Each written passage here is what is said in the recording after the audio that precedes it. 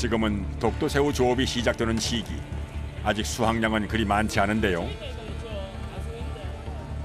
그래도 통발마다 값비싼 독도새우가 연하문 마리씩은 들어 있습니다.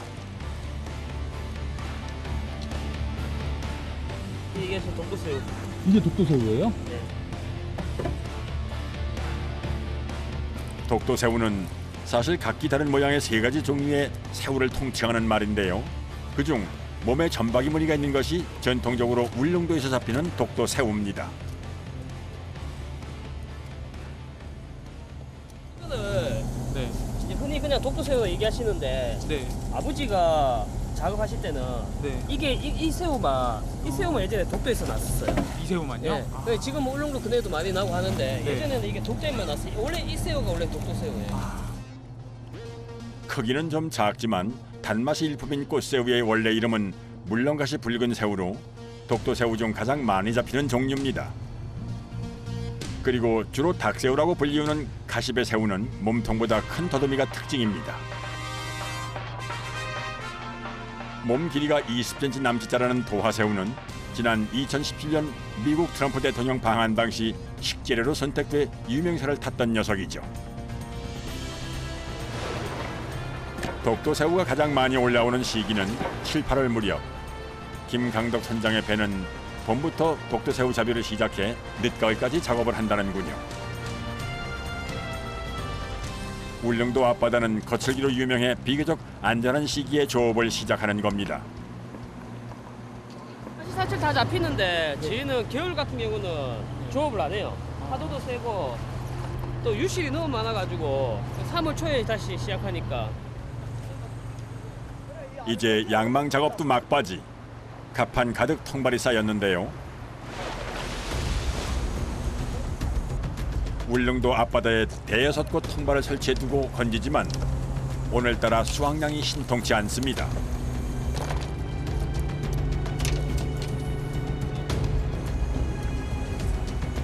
심해에서 사는 새우인 만큼 갑판에 올라오면 빨리 죽기 십상.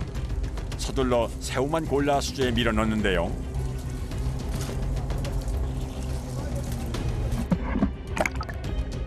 (50여 개의 통발로 잡은 독도새우.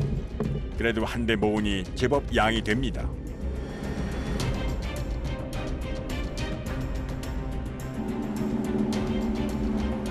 어느새 조업 2시간째. 두 번째 어장에서의 양망 작업까지 모두 끝난 상황. 이제 건져 올린 통발에 새로 미끼를 달고 다시 투망할 차례인데요. 계절에 맞게 저렴하게 구하기 쉬운 것을 먹이로 사용합니다. 얘는 뭐 고등어도 쓰고 정어리도 쓰고 뭐 그렇게 뭐 보통 그렇게 쓰죠. 지금 넣는 건 저거는 뭔가요? 저건 정어리요.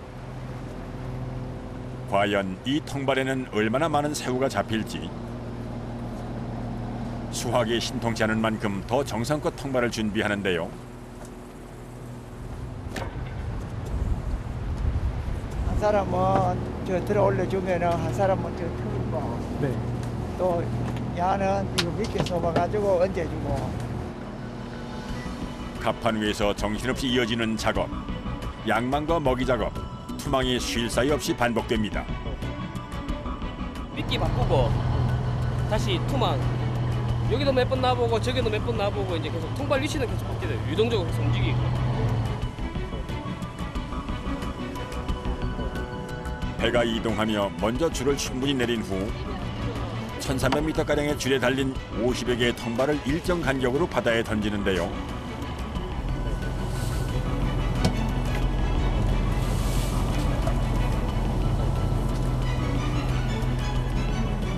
투망 작업을 할 땐 빠른 속도로 통발이 바다에 빨려 들어가기 마련인데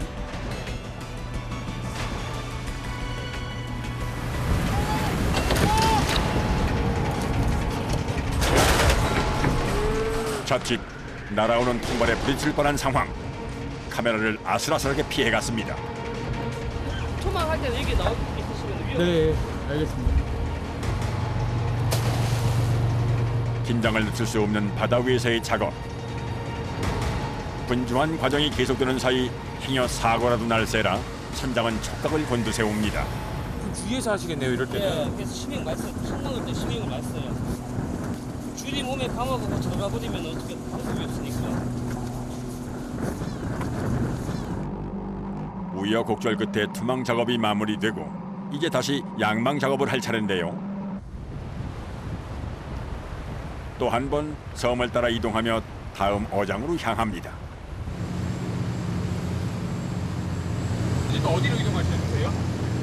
지금 이제 다음번에 이제 땡길 자리를 이제 이동해요. 아, 또 한 5분 거리에 나져가 있고 또 한 5분 거리에 나져가 있고 그래 하다 보면 울릉도 오지는 한 바퀴 돌고.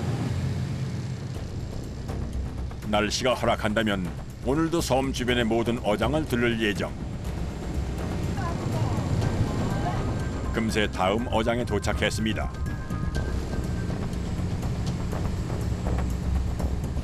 일단 양망을 하기 위해 부표가 있는 위치부터 찾는 선원들. 아시다. 이번 어장에선 좀 나은 수확을 얻어야 할 텐데요. 간절한 마음으로 양망기에 줄을 겁니다.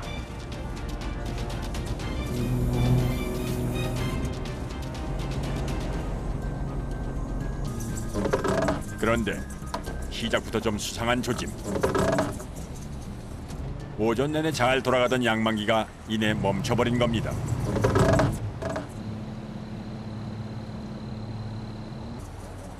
기계가 고장난 건 아닐까 이리저리 살펴보는 선원들. 가만히 보니 바다 속에서 문제가 벌어진 모양입니다. 돌이 밑에 저희 통발이 밑에 걸려가지고 안 올라오는 거예요. 이거 계속 당기면은 배도 날려가요. 배도 이제 넘어간다까지. 박힌 걸 빼내겠다고 이대로 계속 당기다간 배가 뒤집어질 수도 있는 상황. 김강덕 선장이 해결 방법을 찾아보는데요. 바닷속 지형도 돌이 많고 험한 탓에 울릉도에선 이런 일이 자주 있다고 합니다. 저 울릉도 산세가 네. 바닷속하고 똑같다고 보시면 돼요. 아, 저 산세가 이 바닷속도 마찬가지인 네. 거예요.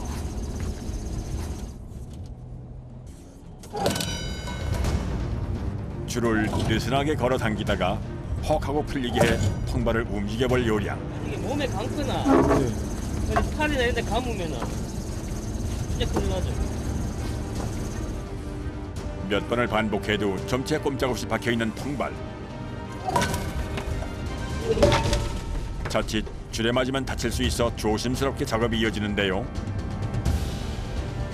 몇 번의 시도 끝에 드디어 양망기가 돌아가기 시작합니다. 그만 잠깐만. 됐어 고해.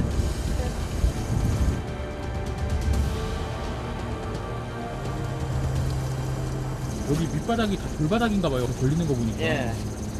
아무래도 울릉도 섬이 화산섬이다 보니까 일정하지가 않고 산이 뾰족뾰족하죠.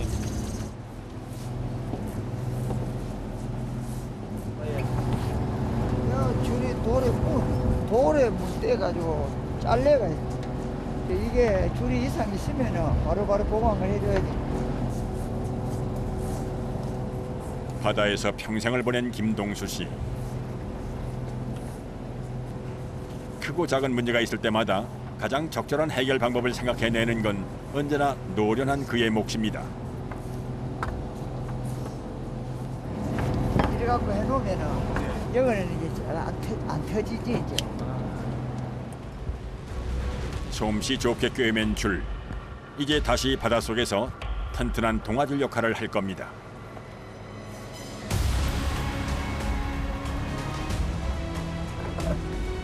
오후에도 어김없이 이어지는 작업. 그래도 이번엔 오전보다 제법 새우가 올라오는 모양인데요. 지금 거는 그래도 새우 맨발이 올라오니까 뭐 일 힘들지만 그래도 기분은 좋죠. 양망을 할 때마다 끊임없이 통발을 들어올리는 김강덕 선장. 조업 과정 중 가장 힘든 일이기에 직접 맡아 하는 겁니다. 정말 무게가 어느 정도나 돼요? 지금은 한 10kg 걸려. 안 아프세요? 그렇게 드는데? 그죠? 집에 가면 아프죠? 일할 때는 좀 괜찮은데 네. 집에 가면 이제 딱 씻고 나면은 아프죠. 아내와 결혼하며 울릉도에 정착해 배를 탄 지 벌써 5년. 쉼 없이 반복되는 바다에서의 일상이지만 가족을 위해 오늘도 작업자들은 최선을 다해 바삐 움직입니다.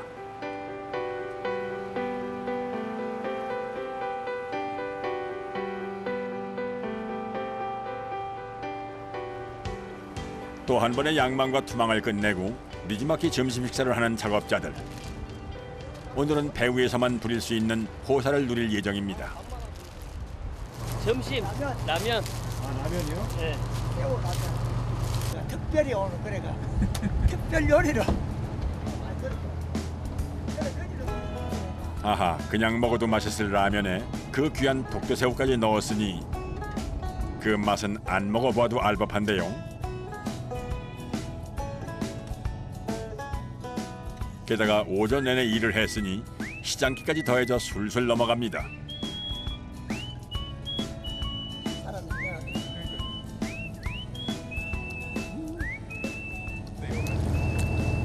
진짜 얼마 뭐 진짜 새우도 맛있다. 일흔을 앞둔 선원과 젊은 선장. 두 사람의 관계가 더 궁금해졌습니다. 집이세요? 아이, 사위예요? 한번 해보겠다 이래가 그래 가르쳤지. 자신이 몰던 배를 선뜻 내어준 장인과 함께 바다를 누비는 막내 사위. 여느 부자지간 못지않은 돈독한 사이가 됐다는군요. 그러니까 저는 이 일을 몰랐어요. 그러니까 배 운전하고 할 줄 아는데 그 딴 건 몰랐으니까 아버지한테 배워야 되는데 또 장인어른이잖아요. 좀 제 입장에서는 조금 불편했죠. 근데 지금은 농담도 많이 하고 아버지하고 얘기 많이 해요.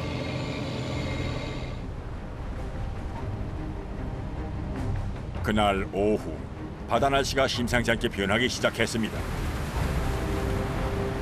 이렇게 날씨가 험해지면 양망을 하다가 통발이 엉키며 끊어질 수도 있어 더욱 조심을 해야 하는데요. 안 좋아지네요. 바람도 불고 바람이 부니까 아무래도 어우, 많이 흔들리네요, 근데. 가만히 서 있기도 쉽지 않은 상황. 심지어 빗방울까지 떨어지기 시작합니다. 이럴 땐 결단을 내려야 하는데요. 엎친 데 덮친 격, 풍랑주의보까지 내렸습니다.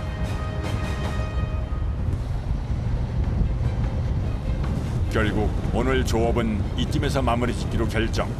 자연의 섭리에 따르기로 했습니다. 와서 여기 있을 때 끝내야죠. 습하다 뭐 이런 생각은 안 해요. 그냥 오늘 못 잡았구나 그 생각만 하지. 이제 계속 생각해봐야 스트레스 받으니까.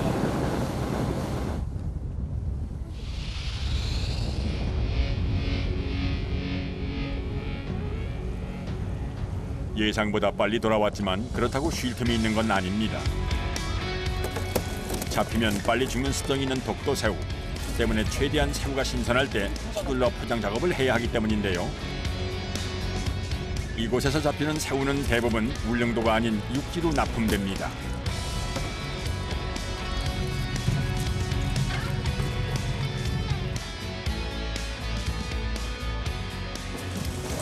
조업 시간이 짧았던지라 오늘 수확은 좀 적은 편.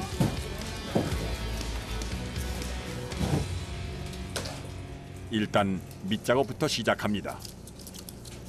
크기가 있는데 저희가 이제 그거 이제 선별하려고 제가 세 가지 종류의 독도 새우를 각각 나눠 놓고 다시 크기별로 분류할 예정인데요. 이거는 소소 지금 담고 있는데 소소. 그다음에 저거는 중대 특대. 저희 똑같아요. 그냥 1kg. 1kg? 아, 무조건 1kg예요? 1kg에 대략 얼마 정도예요? 1kg 8만 원. 8만 원이요? 어우. 가장 큰 도화새우는 1kg에 대략 8에서 10마리가량. 새우 중 가장 인기 있는 대화와 비교하면 평균적으로 3배 이상 비싼 가격입니다.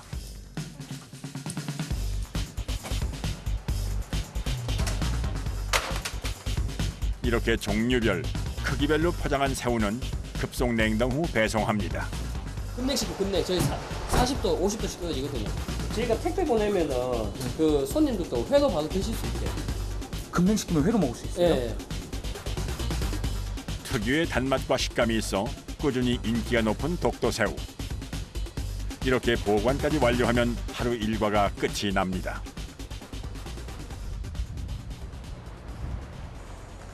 다음 날 이른 새벽. 안녕하세요. 안녕하세요. 네. 안녕하세요. 오늘도 어김없이 배에 오르는 김강덕 선장 일행.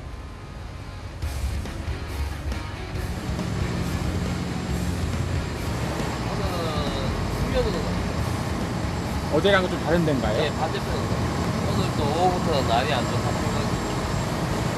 그리고 또 서둘러서 해야겠네요, 작업도. 어제 날씨 탓에 조업하지 못한 곳으로 배를 향하는데요. 캄캄할 때부터 시작되는 바다에서의 분주한 일상.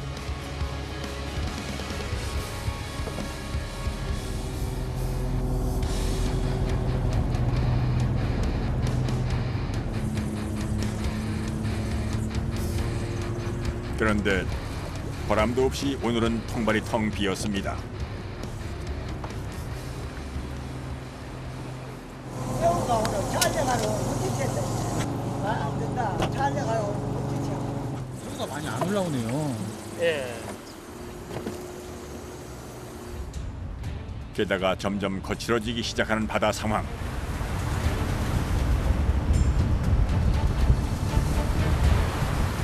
이대로는 오늘 새우 조항도 마땅치 않아 보이는데요.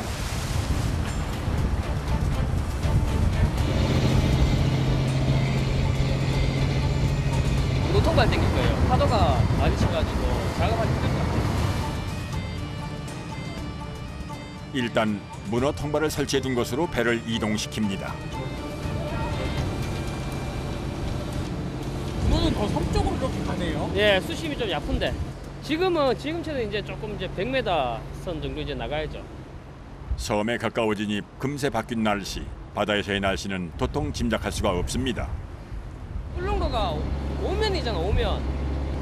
항상 보면은 한 세 군데, 네 군데 안 좋으면 한 군데는 괜찮아요. 이거 한번 땡겨보지요. 과연 문어는 기대를 저버리지 않을 것인가? 부표부터 당겨보는데요. 하지만 속절없이 텅 빈 채 올라오는 문어 통발. 요 며칠 강풍이 불어댄 탓인지 새끼 문어 한 마리 들어있지 않습니다. 원래는 올 봄에는 문어가 안 돼. 작년에는 좀 문어 좀 더디만 원래는 문어가. 연달아 올라오는 빈 통발. 아무래도 오늘 조업은 이대로 빈손인 채 끝날 모양인데요. 이럴 땐 바다가 참 야속합니다. 오, 잡혔다. 겨우 잡혀 올라온 건 기대에 못 미치는 작은 문어 한 마리. 평소 잡히는 것보다 한참 작은 5kg 남짓한 크기의 문어인데요. 그렇다 한들 어쩔 수 없는 게 바다의 기댄 삶. 오늘 못 잡고 내일 잡고. 그렇지, 내일 또 못 잡고 오늘 잡고. 내일 뭐 신경 쓸 거 없어. 네. 자연이 허락한 만큼에 만족하며 분주하게 봄을 맞이하는 울릉도 사람들. 내일은 한 뼘 더 따뜻한 봄이 깊어질 겁니다.